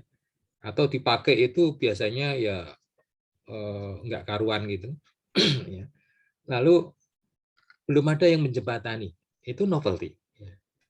Atau ada yang menjembatani ya. Nanti kalau kita mau mengusulkan model seperti itu lagi berdasar teori yang sama, kita harus melihat jembatan yang tadi itu seperti apa ya. Oh, jembatan kayu. Ya, jembatan kayu itu nanti sebentar lagi rusak karena tidak tahan lama. Lalu kita mengusulkan, saya mau bikin jembatan fungsinya sama ya, tapi jembatannya lebih kokoh, jembatan beton. Boleh saja. Ya. Novelty ya. Karena beda dengan jembatan yang tadi gitu ya. Atau dulu jembatannya nggak pakai komputer, sekarang jembatannya pakai komputer. Itu bisa saja. Ya. Jadi sebetulnya novelty itu sangat banyak sekali kalau kita inovatif. Ya. Jadi sebetulnya originality, inovatif, kreativitas itu kaitannya dengan novelty. Ya. Novelty itu kita harus membuka punya pikiran yang terbuka. Jadi waktu saya itu ya saya waktu itu membaca majalah bisnis ya saya kebetulan nggak tahu kalau Sabtu itu sebenarnya libur di Amerika, tapi karena saya uangnya sedikit karena beasiswa dari Indonesia sedikit, saya biasanya Sabtu itu membawa keluarga saya ke kampus lagi ke perpustakaan, tapi bukan ke buku-buku tapi ke bagian majalah, bagian surat kabar, saya baca Kompas, Tempo, tapi saya juga baca buku-buku yang majalah yang lain. Suatu ketika saya baca tentang di bisnis itu tentang pengambilan keputusan dibantu komputer gitu ya. Terus tiba-tiba saya merenung, masa kayak gini nggak bisa dibawa ke planning? Masa nggak ada yang berpikiran seperti itu gitu ya? Lalu saya mencoba, itu kreativitas ya. Saya mencoba membawa itu ke planning, masa nggak bisa gitu ya. Terus kemudian saya bikin argumentasi, ya memang perlu diadaptasi, tapi adaptasinya itu yang saya usulkan jadi disertasi saya. Jadi kita harus kreatif, ya, inovatif, melihat peluang, ya, supaya mendapatkan novelty. Jadi model itu teorinya sama. Ya. Jadi kalau ada teori yang belum dimodelkan, tapi tidak semua teori perlu dimodelkan. Nah, itu kita modelkan. Ya. Jadi novelty itu jadi modelnya belum pernah ada atau sudah ada, tapi kita bisa membuat model yang lebih baik berdasar teori yang sama. Nah, lebih baik itu harus diuji dengan teori yang lama bahwa kita lebih baik. Di waktu setelah saya lulus S3, saya diminta mengembangkan model, ya, model pengendalian kota. Ya, itu saya membuat aplikasi waktu itu. Kalau memakai manual, cara yang biasa itu satu kali pengujian 2 minggu. Kalau memakai model saya hanya 2 menit. Saya membuat teknologi yang bisa mengubah dari 2 minggu menjadi 2 menit. Ya. Setelah saya lulus tapi. Dan saya digaji, saya dibayar mahal untuk itu di Amerika. Waktu saya pulang dari Amerika, alhamdulillah saya membawa banyak sekali dolar, dan untungnya saya beruntung dari dolarnya tadinya itu $1 200, waktu saya pulang bulan itu naik 3 kali lipat, $600. Jadi saya beruntung sekali gitu ya. Dolarnya kursnya itu naik sekali karena waktu itu ada krisis minyak dunia Bapak gitu ya. Tahun 86 Juni ya. Oke, itulah model ya. Monggo yang lain. Terima kasih, Prof. Ya, Ini ya. ada pertanyaan dari siapa dulu? Mas Elvis atau Kak? Ini kebetulan nih yang ada di ruang residensi. Oke, monggo. Silakan. Ya, terima kasih Pak Iwan, terima kasih juga Prof. Jun. Yang kelihatan ya? Oh ya, kelihatan. Ya, sangat menarik apa yang Prof sampaikan hari ini, dan saya juga mendapat banyak sekali pengetahuan-pengetahuan baru. Nah, saya bertanya ini sebenarnya melanjutkan apa yang tadi Pak Iwan sampaikan, terutama terkait gap, Prof, seperti itu. Nah, pertanyaan saya adalah dari Anthony Miles 2017 ini kan ada seven research gap ya. Nah, Prof, saya memang belum banyak membaca disertasi dari senior-senior yang telah lulus, namun kalau boleh saya melihat itu kebanyakan yang dihasilkan dari disertasi itu adalah knowledge gap, ya, yang gap yang ada itu yang dilihat itu, kemudian evidence gap, lalu empirical gap, lalu banyak juga tentang theoretical gap. Namun demikian saya sehingga saat ini belum banyak membaca atau melihat disertasi yang melihat gap berupa methodological gap. Nah, menyambung pertanyaan dari Pak Iwan tadi, mungkin semoga Prof ingat juga saya baru selesai kuliah dengan Prof pada satu semester yang lalu di metode penelitian. Nah, itu saya sempat membaca juga tentang salah satu metode, yaitu SSM. Nah, misalnya Prof, pertanyaan saya buat lebih ini supaya teman-teman juga mungkin bisa menangkap pertanyaan saya selain Prof. Nah, misalnya penelitian saya adalah untuk melengkapi SSM tersebut. Misalnya dalam SSM itu ada berapa ya Pak Iwan? 7 juga, dia ada 7 langkah juga. Nah, kemudian saya melihat bahwa wah ternyata metode atau methodological gap pada SSM ini sepertinya kurang seperti itu. Lalu saya membuat hal tersebut dalam sebuah disertasi. Apakah memungkinkan dan dimungkinkan Prof di UGM seperti itu? Lalu kemudian karena saya bertanya seperti ini karena saya pernah membaca juga disertasi yang melihat pada methodological gap ini. Nah, saya membaca disertasi tersebut setelah selesai dari kuliah Prof Jun kala itu beberapa bulan yang lalu. Nah, itu menyambung daripada apa yang Pak Iwan tanyakan juga tentang model. Lalu, nah itu Prof mungkin bisa dijelaskan lagi tentang mengapa kebanyakan kita atau senior-senior kami di UGM itu masih banyak sekali yang melihat dari gap-gap yang umum seperti knowledge, lalu kemudian theoretical, lalu kemudian empirical dan evidence. Seperti itu. Kurang lebih seperti itu Prof. Semoga bisa dijawab dan bisa Prof membantu kami untuk mendapatkan arahan terkait hal itu. Terima kasih Prof. Ya, jadi saya dulu pernah bertanya pada pembimbing saya, apa yang boleh saya teliti?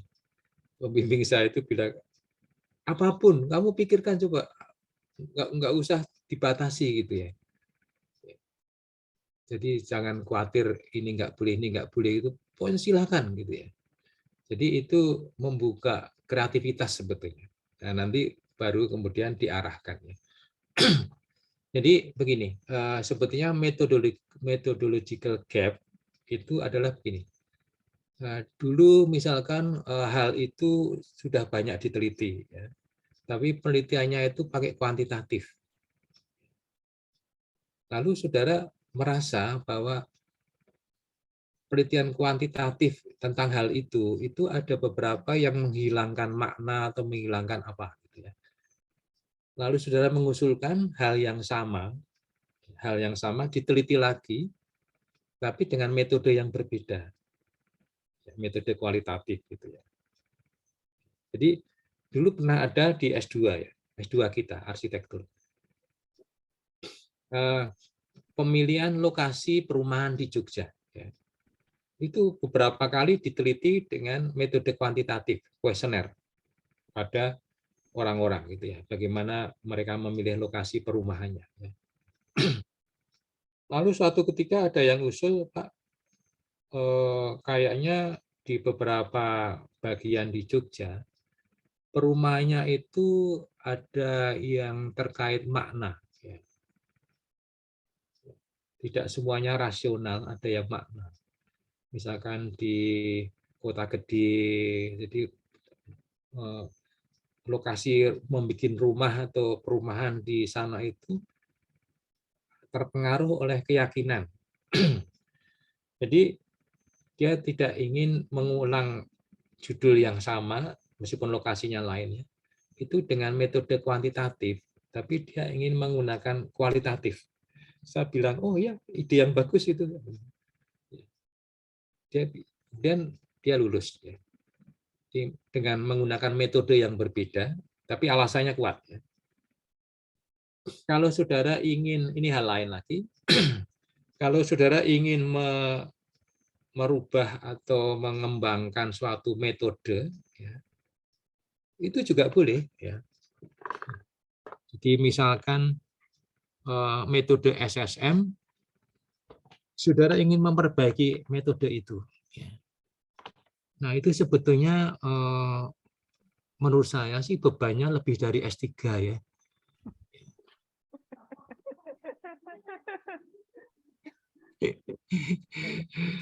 Karena merubah metode itu memerlukan action research-nya. Dicoba metode ini lalu diteliti.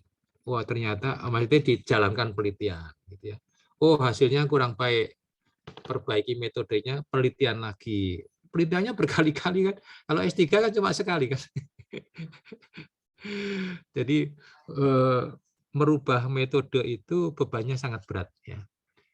Merubah proses, merubah metode, merubah teknik gitu ya. Ya, itu kita kan selama ini kan hanya ada metode kita gunakan saja kan. SSM kita gunakan ya. Metode studi kasus kita gunakan gitu ya. Ya, pernah saya dulu di S1 ya. Saya pernah nulis di Facebook ya. Di S1 itu waktu itu belajar mekanika konstruksi gedung, saya diajari ada metode KANI namanya. Dan oleh dosennya itu cara menghitungnya, metode cara menghitungnya. Itu satu-satu dihitung, terus sehingga satu kali struktur satu struktur itu ngitungnya itu bisa 15 sampai 30 halaman. Terus saya waktu S1 saya masih mahasiswa, saya punya ide kenapa tidak pakai tabel hitung. Tabel hitung itu waktu itu tahun 73 atau 74 ya. Kalau sekarang tabel hitung itu kayak Excel. Excel itu tabel hitung ya. Jadi setiap sel itu ada rumusnya. Jadi rumus saya taruh atas ya, lalu batang-batangnya itu mendatar. Jadi rumusnya saya tulis A plus B, A-nya berapa, B-nya berapa, lalu A plus B itu C, C-nya jadi otomatis berapa gitu ya. Itu saya mengerjakan tadi itu, yang orang lain mengerjakan 15 halaman, saya cuma 1 halaman saja, berbentuk tabel. Dan hasilnya sama. Dan kecepatannya sepertiga. yang lain 1,5 jam, saya 1/2 jam selesai. Itu waktu ujian itu saya tumpuk, 1/2 jam itu saya kumpulkan ke dosennya. Dosennya kaget, loh kamu udah selesai? Iya Pak, tapi cara saya maaf ya Pak, saya beda, cara saya ini. Terus dia ngeliatin hasilnya kok sama gitu ya. Ya. Dan saya 1/2 jam. Ya. Terus saya dipanggil, kamu nanti malam ke rumahku ya. Gitu. Saya takut itu, dimarahin. Saya ke rumahnya ternyata ditawarin jadi asisten dosen. Ditawarin jadi PNS. Gara-gara itu, kamu jadi asisten saya, nanti saya jadikan PNS. Tapi kamu ngajar ini di kelas saya gitu. Jadi saya habis itu mengajarkan itu di kelas beliau. Dan itu kreativitas. Saya mencari cara lain ya dengan tujuan sama. Ya. Jadi itu cuma cara menghitung saja ya, cara menghitung. Kalau metode yang saudara SSM itu saudara menambahi satu step itu lebih dari cara menghitung. Itu proses dan metode gitu. Berat sekali menurut saya. Ya bisa juga dibikin tidak berat, saudara cuma ngasih itu lalu dilontarkan di jurnal juga bisa sih. Tapi siapa yang percaya gitu? Karena untuk percaya kan harus diuji berkali-kali gitu. Dan mengujinya kan metode itu mengujinya dengan meneliti kan. Jadi meneliti berkali-kali. Jadi kan lebih dari S3. S3 berapa kali gitu. Ya, jadi ya dicoba saja kira-kira apakah boleh saudara mengujinya cuma sekali gitu ya. Saudara merubah metode menguji sekali, habis itu nanti minta orang lain S3 lagi, orang lain untuk menguji metode saudara gitu ya. Jadi menemukan metode ya. Saya tadi bukan menemukan metode loh. Saya metodenya tetap metode itu, cuma cara menghitungnya saja saya rubah. Ya. Dari hitungan satu-satu saya jadikan hitungan tabel. Hanya operasional saja praktisnya. Di Amerika saya juga pernah melakukan seperti itu ya. Saya melakukan suatu inovasi seperti itu, makanya kemudian mereka minta saya kerja di sana gitu ya. Jadi kita selalu perlu berani melakukan suatu pembaruan gitu ya. Pembaruan sesuatu cara atau kalau substansi tadi novelty ya. Pembaruan cara. Oke, silakan tapi ya kalau pakai SSM saja ya itu sudah jadi disertasi ya. Tapi kalau merubah SSM itu multi disertasi. Oke, terima kasih Prof. Mari. Sudah puas ya. Selanjutnya untuk Kak Emma, mungkin ini juga dari ruang residensi ada diskusi Pak. Ya, siang Prof Jun. Emma ya. Ya, Prof Jun berkaitan tadi dengan penelitian fenomenologi. Kebetulan saya barusan kuliah juga dengan Prof Jun. Ada pertanyaan saya, bagaimana dengan lokasi yang memang saya kan nanti akan beda-beda lokasi ini Prof Jun, di beberapa kota begitu. Kemudian saya tertarik dengan tadi ada dialog saja, tidak perlu titik temu, jadi didialogkan aja terus antar lokus begitu. Mungkin saya boleh mendapat pencerahan lagi Prof Jun, maksudnya ini seperti apa, terkait juga karena ini kemungkinan besar penelitian saya akan menuju ke situ juga. Terima kasih Prof Jun. Ya. Jadi di dalam metode fenomenologi grounded etnografi ya, itu kita tidak boleh membawa teori ke lapangan. Itu karena apapun yang di lapangan itu menjadi satu kesatuan. Ya. Jadi misalkan di situ ada warna merah, ya. Saudara tidak boleh menginterpretasi dengan teori bahwa warna merah itu berarti berani. Jadi terserah komunitas itu mengartikan warna merah itu. Jadi kalau mereka tidak boleh ada selain merah, ya itu teori mereka.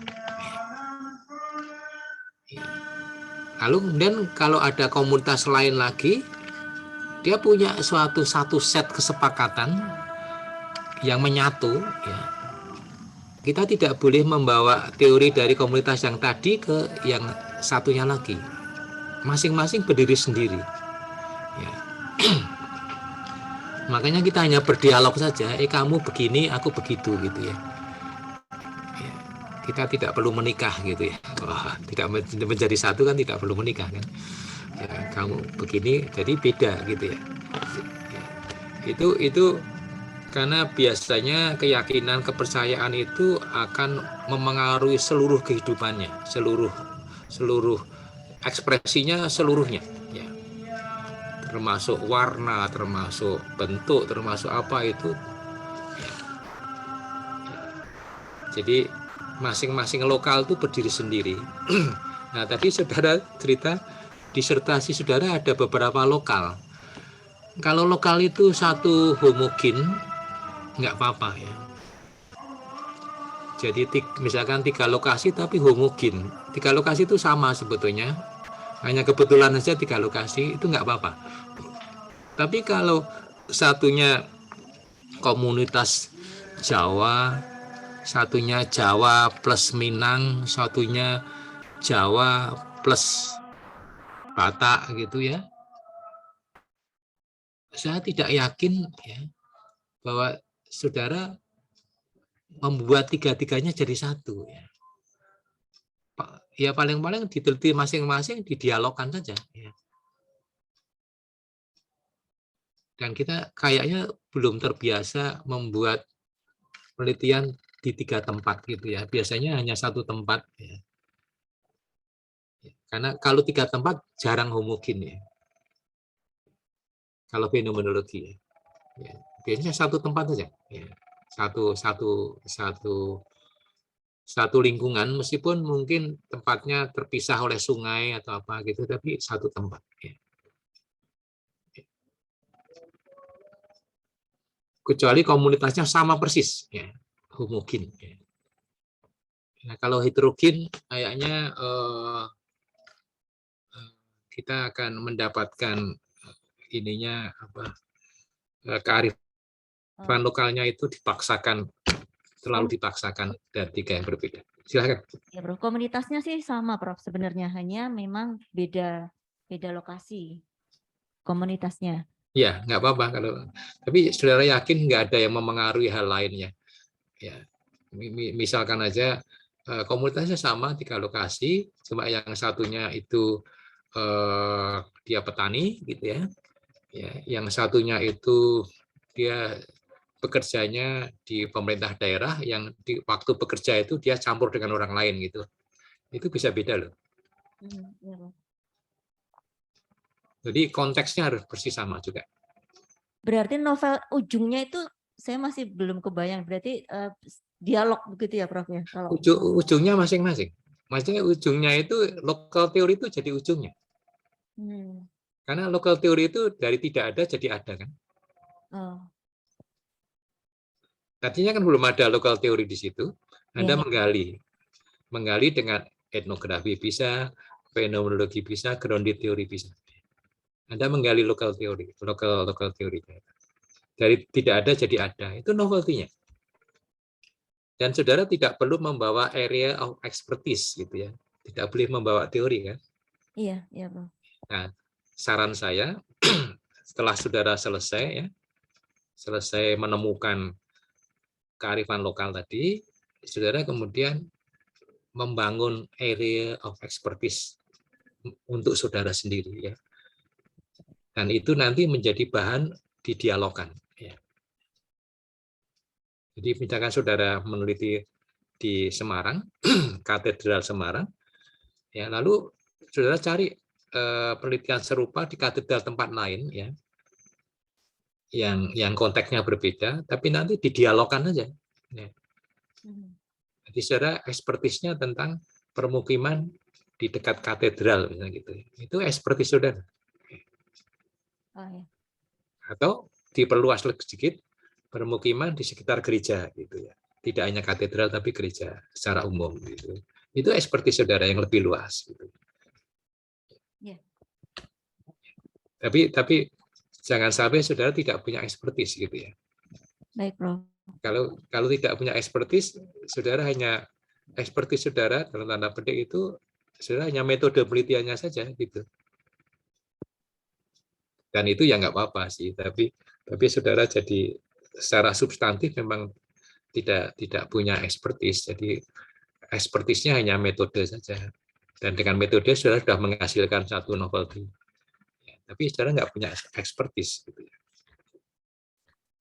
Ya, saran saya setelah selesai penelitian, ekspertis bikin bab 2 ya. Ekspertis itu di bab 2 ya. Di proposal fenomenologi bab 2 itu sebenarnya tidak terlalu dibaca. Karena tidak penting.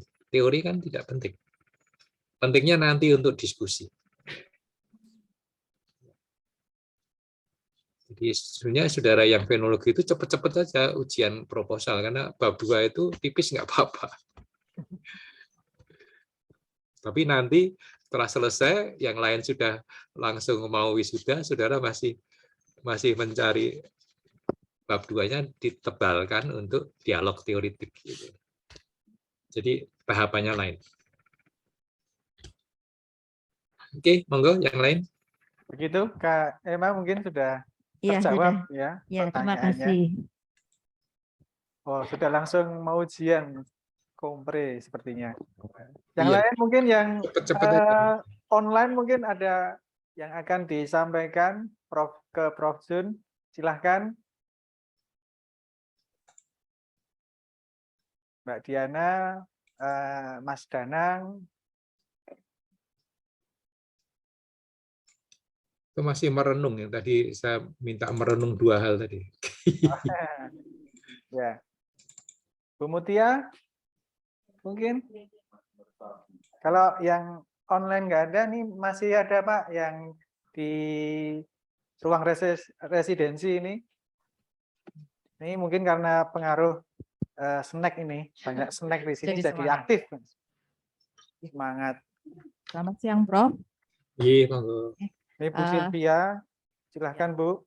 Ini Prof, tentang novelty itu ya. Sejak awal ya memang cita-citanya tuh pengen menemukan sesuatu gitu, kebaruan. Tapi setelah penelitian kok nilainya tidak terbukti, itu gimana Prof? Ini misalnya ya ambil data, saya kan eksperimental. Jadi ketika sudah diujikan ternyata hasilnya kok tidak signifikan, bukannya tidak sama sekali tapi signifikannya kecil. Jadi kebaruannya tuh ya kurang kuat gitu. Nah, itu bagaimana ya Prof? Terima kasih. Tadi kebaruan itu ada 3 ya. Kebaruan karena pertama tidak ada, teori itu tidak ada, jadi ada. Ya. Atau teori itu ada, tapi meragukan. Jadi setelah kita meneliti, kita pasti. Yang ketiga, teori itu ada, tapi masih sedikit. Ya, jadi perlu diperkaya. Nah, saudara itu masuk di yang kedua tadi. Teori itu ada, lalu meragukan, sehingga saudara bereksperimen. Setelah bereksperimen, saudara bisa memastikan kepastiannya apa, yaitu hal itu tidak signifikan. Saudara kan dengan penelitian itu mendapat kepastian kan? Kepastianmu itu kan novelty. Oke. Baik. Ya, ada cerita lucu. Bimbingan saya S2 itu mau mengkaitkan antara smart city dengan kearifan lokal di suatu kota. Proposalnya bagus. Waktu proposal oke, jalan gitu ya. Terus waktu tesis kemudian draftnya itu kearifan lokalnya hilang gitu ya. Terus saya tanya, loh kamu dulu proporsinya kan saya ingat deh, saya mengizinkan kamu meneliti ini karena saudara ingin mengkaitkan antara smart city dengan kultur lokal. Kenapa kultur lokalnya sekarang hilang dari tesismu? Ya Pak, setelah saya dalami itu nggak ada hubungannya sama sekali gitu. Loh, itu kan temuan, dia masih bingung. Gimana Pak? Temuan apa Pak? Ini loh, dulu kamu mengira itu ada hubungan. Ya. Setelah saudara teliti, mendalami itu ternyata nggak ada hubungan. Saudara kan dengan penelitian itu saudara memastikan bahwa smart city dengan itu nggak ada hubungannya. Nah itu adalah novelty saya bilang gitu. Jadi dia tadinya bingung takut karena nggak ada hubungan itu dihapus gitu loh. Akhirnya sekarang dimasukkan lagi dan bagus ya. Dia membuat rekomendasi, tolong yang di tempat lain jangan-jangan di tempat lain ada hubungan ya. Hanya kebetulan saja di sini tidak ada hubungan gitu ya. Tapi menurut saya sih mungkin ada hubungan, mungkin juga tidak gitu ya. Tergantung novelty-nya tergantung kearifan lokalnya ya. Jadi jangan sampai setelah saudara meneliti tidak signifikan atau tidak, itu lalu saudara dihapus gitu ya, merasa gagal, itu bukan. Saudara berhasil memastikan ya.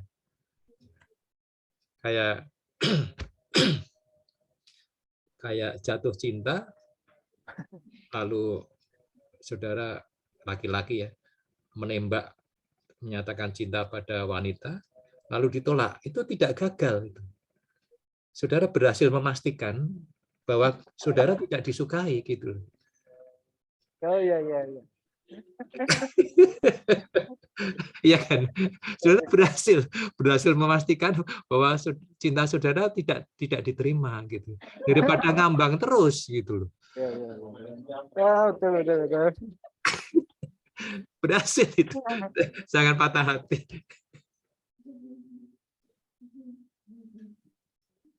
Banyak yang terjadi seperti itu. Dan mahasiswanya khawatir tidak lulus. Saya bilang, kamu memastikan loh. Dan sekarang kalau bisa Anda bahas ya. Kenapa tidak signifikan? Padahal di tempat lain signifikan. Ya, dibahas itu menarik. Di tempat lain penelitian itu signifikan, tapi di tempat saya tidak signifikan. Ya. Dibahas. Artinya apa? Di tempatmu itu pasti ada faktor tersembunyi. Ya. Faktor X yang belum ditemukan, ya kira-kira apa? Coba dipikirkan, lalu habis itu rekomendasikan pada penelitian berikutnya untuk faktor X itu diteliti. Saudara nggak perlu teliti lagi, saudara hanya membahas saja bahwa ini aneh nih, yang di sana berhasil, di sini gagal. Ya, ini pasti ada faktor X. Ya, tolong faktor X, peneliti berikutnya ini kayaknya ada faktor X, tolong diteliti. Gitu ya. Saya hanya memastikan ada faktor X saja karena ini gagal gitu, beda dengan yang lain. Itu pembahasan ya. Jangan khawatir setelah selesai penelitian itu ya selesai, tinggal saudara membuat laporan dan membahas gitu ya. Apapun yang terjadi. Makanya peneliti itu harus jujur apa adanya ya. Oke. Ya. Siap. Begitu. Terima kasih, Prof. Ya. Mbak Sylvia mungkin. Yang penting itu apa adanya. Ya, terima kasih Prof. Jung sudah memberi ketenangan batin kepada Kak Sylvia. Silakan mungkin Bapak Ibu, teman-teman, satu penanya lagi yang akan kita diskusikan ke Prof. Jun sebelum setengah 4 nanti kita tutup. Masih ada? Silakan. Bu Mutia. Kalau nggak tanya, saya tanya loh. Yang online ini masih ditunggu. Teman-teman yang online. Atau Ibu siapa ini yang dari kita kedatangan tamu ini, Prof. Dari Ilmu Administrasi Publik. Bu Sekar. Nah, mungkin ada pertanyaan ke Prof Jun mungkin. Nggak apa-apa. Monggo Bu Sekar. Iya, pakai mic saja, Bu. Iya, dimatikan itunya. Laptop. Audionya semuanya baik mikrofon maupun loudspeaker-nya dimatikan. Assalamualaikum, Prof. Iya. Mohon izin saya belajar di arsitektur, Prof. Oh, senang loh teman-teman arsitektur itu humoris semua loh. Wah, Harapannya saya berjumpa luring dengan Prof karena sudah 2 tahun lebih saya rindu dengan Prof. Oh, maaf ya. Iya, Prof. Mohon izin Bapak Ibu di sini. Jadi tadi Bu siapa ya yang terakhir itu? Sylvia. Bu Sylvia ya, Prof. Sedikit cerita. Sebenarnya saya tidak hanya sharing pengalaman ya, Prof. Jadi riset saya dengan Prof Junaidi untuk disertasi saya adalah platform online Picobar Jawa Barat yang digunakan untuk membuat decision making policy dalam penanganan wabah COVID di Jawa Barat. Jadi decision making policy level local government. Nah, yang terjadi adalah dalam e-participation itu ada dualisme data yang digunakan. Itu menurut Porwal 2016. Jadi ada platform lead by government dengan lead by citizen. Ya, jadi ada yang di-develop oleh pemerintah, ada yang seperti sosial media itu platform yang di-develop by citizen. Nah, yang terjadi di Jawa Barat ternyata itu di bypass, Bu. Jadi lead by citizen-nya tidak digunakan. Jadi karena environment-nya terlalu luas dan tidak bisa kita melakukan justifikasi siapa yang melakukan komen dan lain sebagainya. Even kita menggunakan geotak tetap nggak bisa. Akhirnya melakukan bypass. Jadi mendevelop aplikasi Picobar itu dengan menitik beratkan government lead by government-nya saja, platform lead by government-nya. Akan tetapi realitanya partisipasinya tetap tipis. Nah, kemudian saran dari Prof Jun, kenapa masih tipis? Padahal hal-hal yang akan dibuat kebijakannya seperti kasus yang spesifik yang saya ambil itu adalah vaksinasi, kemudian jaring pengaman sosial pada saat pandemi, kemudian ada dua lagi saya lupa. Mohon maaf Prof, 2 unit kasusnya saya lupa. Nah, itu tingkat awareness-nya untuk menggunakan aplikasi sangat kecil. Nah, kemudian itu yang menjadi titik lokus dari riset kajian disertasi saya, Ibu. Jadi jangan ragu sebenarnya dari yang kecil itu ada ya, Prof, yang bisa kita eksplor lagi dalam tulisan disertasi. Begitu, Ibu. Ya, Itu, Prof. Ya, pokoknya menggali ya. Yang kecil itu kalau digali jadi besar. Tapi kita tidak berarti membesar-besarkan yang kecil ya, tapi memang kecil itu kalau digali dan menggali itu perlu sikap kritis ya, berpikir kritis ya. Tadi saya tanya, kenapa? Itu tuh kritis gitu. Kenapa jadi kecil gitu? Oh, ini kecil, Pak. Loh, itu malah menarik. Kenapa jadi kecil? Nah, itu kritis gitu ya. Tadi kenapa tidak signifikan? Itu kritis itu. Padahal di tempat lain signifikan. Oh, itu jadi pembahasan 10 halaman itu.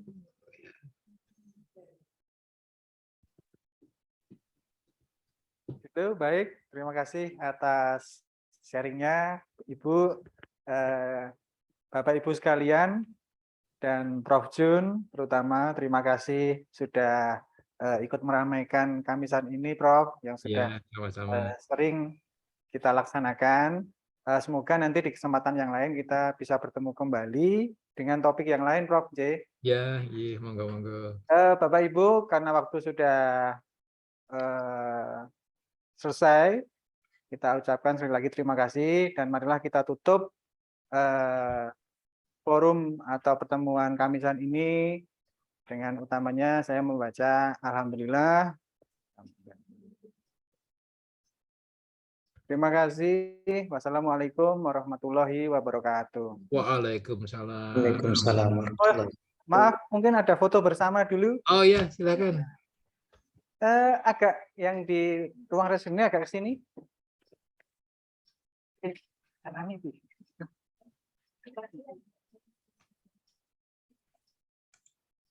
Mbak Dian bisa bantuin saya? Mbak Dian. Ya. Udah Mbak Dian nanti. Ya.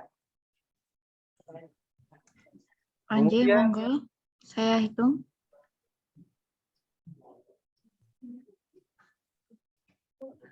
1, 2, 3. 1, 2, 3. Nggih, matur nuwun. Terima kasih Bapak Ibu. Sampai ketemu Prof. lagi. Buwana. Kapan-kapan ketemu luring nah. Selamat sore.